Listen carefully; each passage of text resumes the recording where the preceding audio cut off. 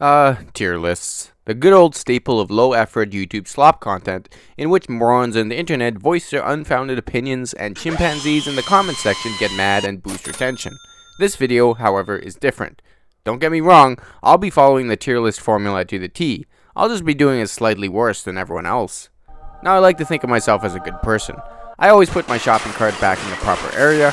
I'll give some money to homeless people if they do a few hundred push-ups first, and I try to walk closely behind women at night just to make sure they get home safely. With that being said, this tier list will be incredibly biased, and if you disagree with any of the rankings, your opinion is wrong, my opinion is right, and if you complain about it in the comments, I'm gonna call you a slur. This is a completely subjective list, based on my experiences playing the game. I'm approaching it from my own personal point of view with generic builds in mind, so if you come at me with something like, "Oh, the Lake King, I have this build where you can turn the shotgun into a Mandalorian disintegration rifle with 4 augments and a sacrifice to Cthulhu," I just don't want to hear it. Now like the video and subscribe, or else. First off, we have everyone's favorite submachine gun, the Icarus. If you miss the glory days of Call of Duty running around slide cancelling and calling children the N-word, Icarus may be the gun for you. It shoots fast, holds lots of ammo, and the hipfire goes crazy, so it's easy to zoom around and shoot at the same time. That being said, the damage range isn't great, but it can be pretty surprising how far away you can get killed sometimes. All in all, a really solid choice. A tier. Next up, we have the Master Key, the pump head. There's not a whole lot of problems in life that you can't solve with a couple of blasts from your trusty old shotgun. The Master Key can one-shot a lot of squishy builds up close, ideal for dealing with ghost mains who don't respect the fact that you have a fucking shotgun. It's great for movement builds because the hipfire is really good, but ADS is better if you want to be more precise with adaptive choke or something. It is a video game shotgun, so it's pretty short range, and sometimes the pump action nature can really screw you over, like when you're holding the objective. A tier. Now we got the Typhen. Typhen? Typhoon? Typhon? Typhan. Typhan?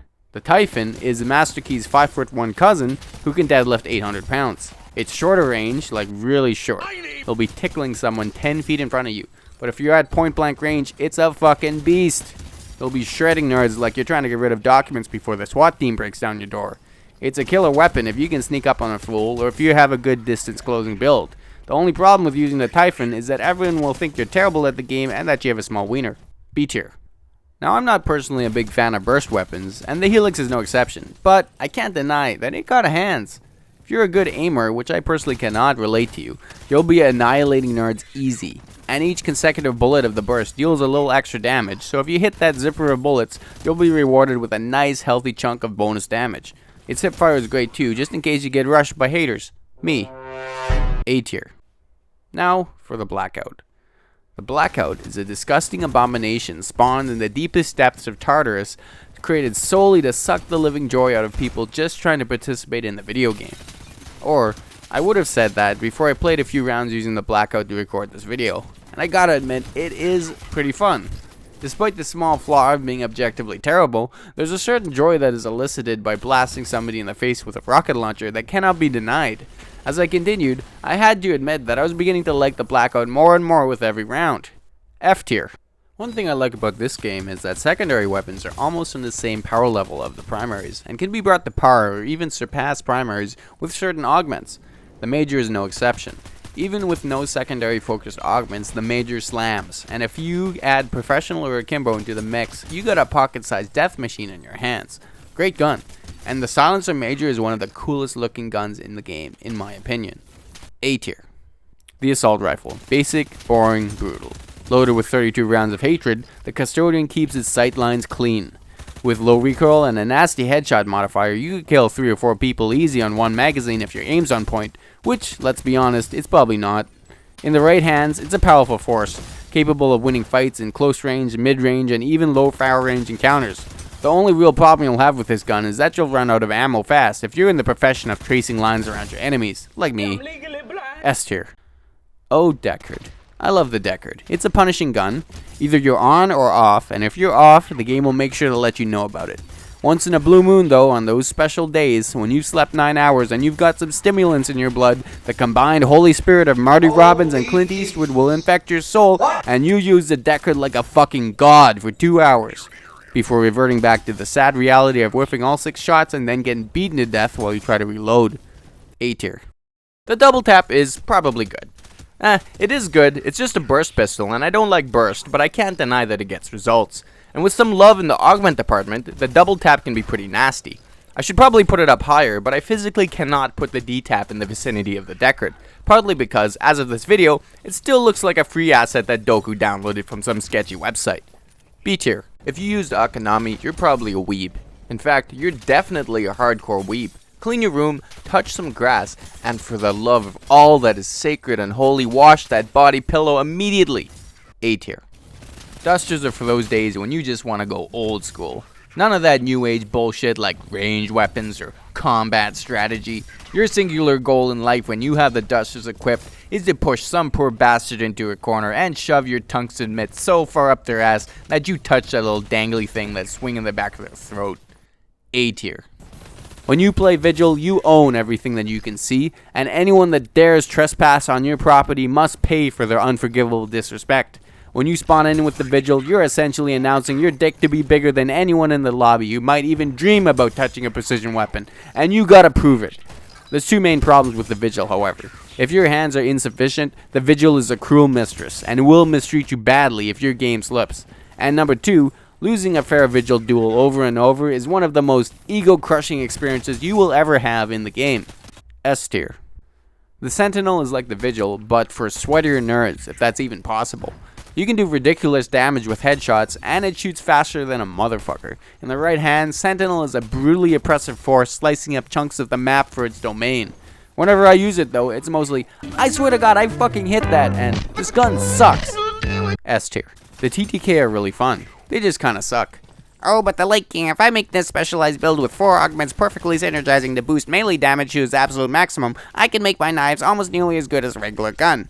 Yeah, okay buddy, go take your meds and pick up a real weapon. C tier. If you're good at tracking, the inhibitor is a beast. It really does a great job of inhibiting the enjoyment of everybody who isn't you.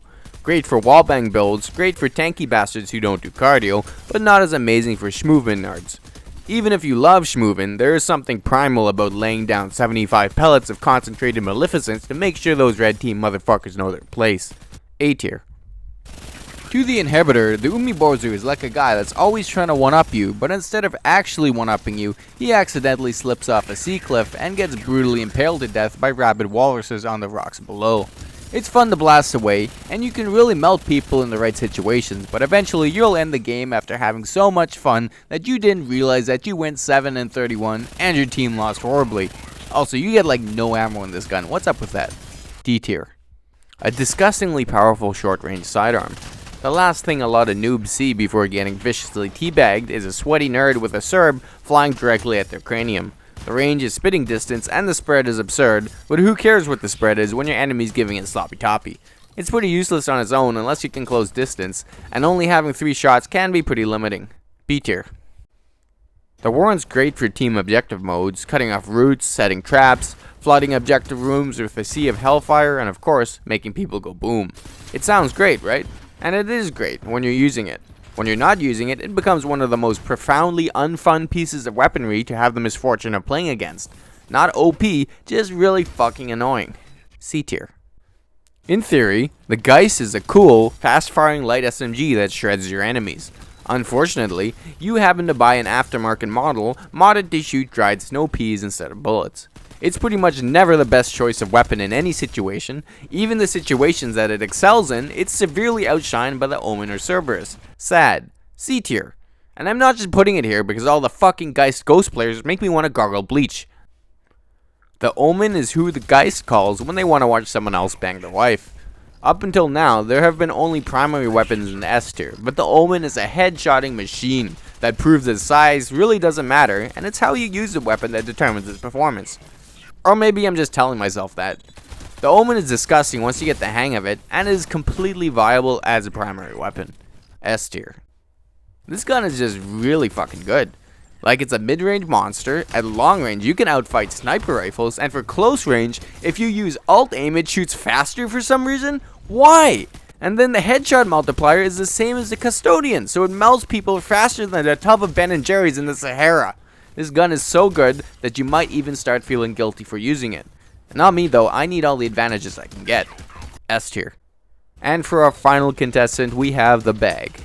Low-key, the bag is the best weapon in the game. Constant scan, knockdown on throw, you even get a portable nuclear bomb inside of it.